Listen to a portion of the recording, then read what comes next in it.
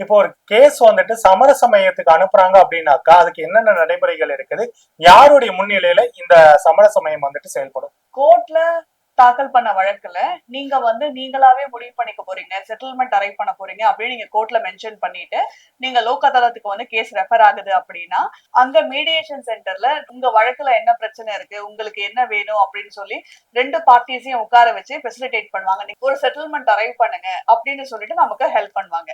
In case நமக்கு ஒரு settlement arrive பண்ண முடியல அப்படின்னா, அவங்க நமக்கு தனித்தனியா உட்கார வச்சு என்ன பண்ணணும், என்ன வேணும் அப்படிங்கிற எல்லா அட்வைஸும் கம்ப்ளீட்டா கொடுத்து ஃபுல் இன்ஸ்ட்ரக்ஷன்ஸ் அண்ட் கைட்லைன்ஸ் கொடுப்பாங்க. சோ உங்க கேஸுக்கு தேவையான தீர்வு வர்ற வரைக்கும் நீங்க பார்ட்டிஸ் வந்து கோஆபரேட் பண்ணீங்க அப்படின்னா உங்களுக்கு ஃபுல் செட்டில்மெண்ட் வந்து மீடியேஷன் சென்டர்லயே நடந்து முடிக்கிற வரைக்கும் அவங்க ஃபுல்லா கவர்ன் பண்ணுவாங்க. இன்கேஸ் பார்ட்டிஸ் கோஆபரேட் பண்ணல, உங்களுக்கு வந்து மீடியேஷன் ஃபெயில் ஆயிடுச்சு அப்படின்னா மறுபடியும் உங்களோட வழக்க கோர்ட்டுக்கே அனுப்பிச்சிடுவாங்க. மீடியேஷன் சென்டர்ல மீடியேட்டர் இருப்பாரு. அவர் தான் வந்து உங்க வழக்குக்கு ஃபெசிலிட்டேட் பண்ணுவாரு. ஆனா அவருக்கு வந்து ஜட்ஜுக்கு உண்டான அதிகாரம் இருக்கான்னு கேட்டா இல்ல. நீங்க தான் உங்களோட வழக்குக்கு நீங்க தான் வந்து டிசைட் பண்ணிப்பீங்க. ஆனா இதுவே நீங்க கோர்ட்டுக்கு மறுபடியும் உங்க வழக்கு போயிடுச்சு அப்படின்னா அந்த வந்து முழு பொறுப்பும் வந்து ஜட்ஜு கிட்ட தான் இருக்கு. அவர் தான் டிசைட் பண்ணுவார்.